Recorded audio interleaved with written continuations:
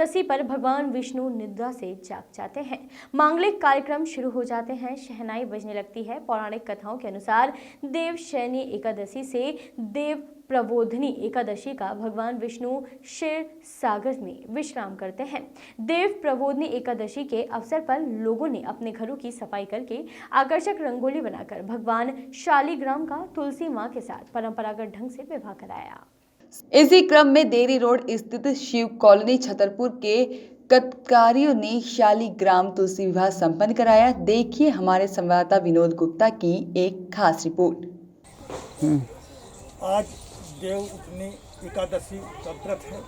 जगह जगह तुलसी विवाह का आयोजन किया जा रहा है। इसी क्रम में देरी रोड पर कार्तिक स्नान करने वाली कत्कारियों के द्वारा तुलसी विवाह का आयोजन किया जा रहा है।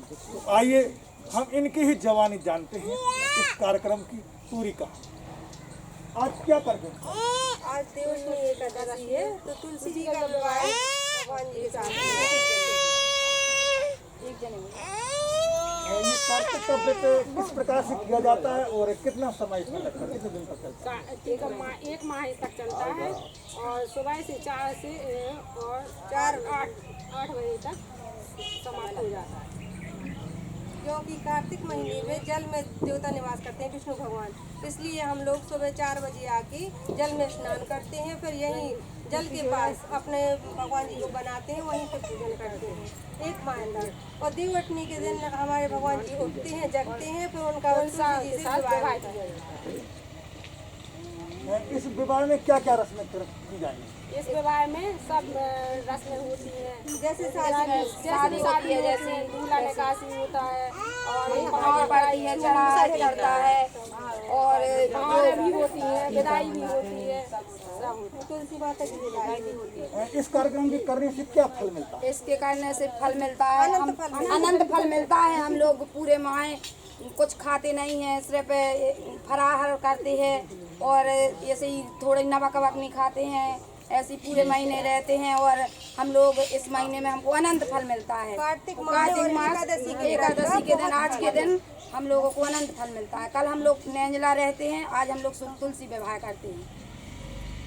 हमारे बीच में उपस्थित हैं पंडित जी। हम उनसे जानते हैं कि आखिर कदम के पेड़ के नीचे ये कार्यक्रम किया गया, इस कदम के पेड़ का क्या महत्व है और इस कार्यक्रम का क्या महत्व, किस प्रकार से इसकी क्या विधि है पूरी बताइए। जी देखिए, हम आप सबको बताएं कि जो कार्तिक मास है बड़ा ही पुण्य और पवित्र मास माना गया है। इस कार्तिक मास का पूरा आयोजन तीर्थ में बहुत ही अच्छे तरीके से मनाया जाता है, वृंदावन में। तो हम जहाँ पर रहें उस स्थान को हम वृंदावन माने कि ये हमारा स्थान जो है वृंदावन है। और वृंदावन में भगवान श्री कृष्ण कदम के पेड़ के नीचे बैठ जाया करते थे और सभी जो गोपियाँ थीं उनको पाने के लिए, उनकी प्राप्ति करने के लिए उनके पास जाया करती थी और भगवान की लीला भगवान को दिखा करके उनको रिझाया करती थी, कैसे करके हमारे ठाकुर हमसे प्रसन्न हो जाएं और हम सबका अपना स्नेह बरसाने लगें। वही परंपरा चली आ रही है। जगह जगह पर माताएं बहनें हैं, उन गोपियों का रूप धारण करके भगवान को मनाने की कोशिश करती हैं। कई भगवान को ढूंढने जाती हैं, कई भगवान को जगाती हैं, कई भगवान को स्नान कराती हैं। और आज तो देव उठनी एकादशी, जिसको प्रबोधनी एकादशी कहते हैं कि तुलसी महारानी भी 4 महीने से तपस्या में लग जाती हैं।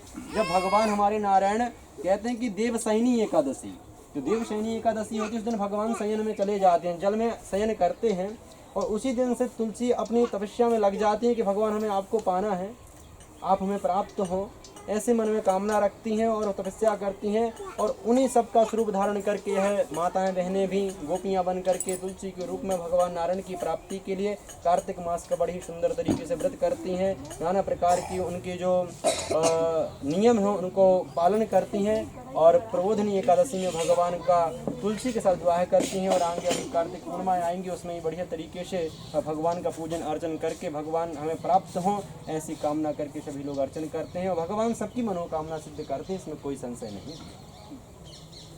धार्मिक मान्यता के साथ साथ इन वृक्षों का प्राकृतिक महत्व भी है। भगवान कृष्ण ने वृक्षों का संरक्षण किया, गायों का संरक्षण किया और जन कल्याण के काम किए हैं। तो ये त्यौहार हमें जन कल्याण करने की गतिविधियों से अवगत कराते हैं।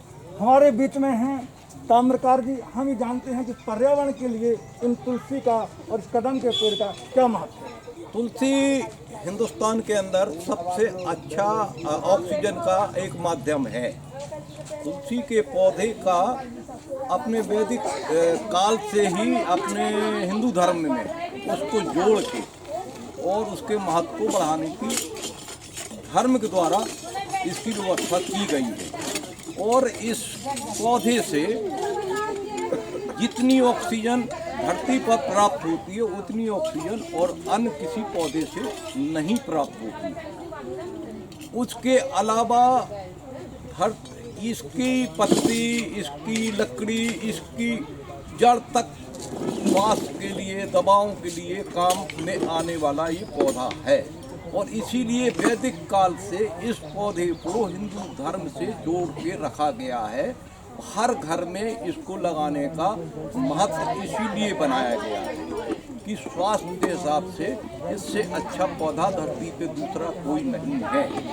ये स्थान हमने अपने खेत पर बनाया हुआ है जहाँ ये कार्यक्रम हो रहा है।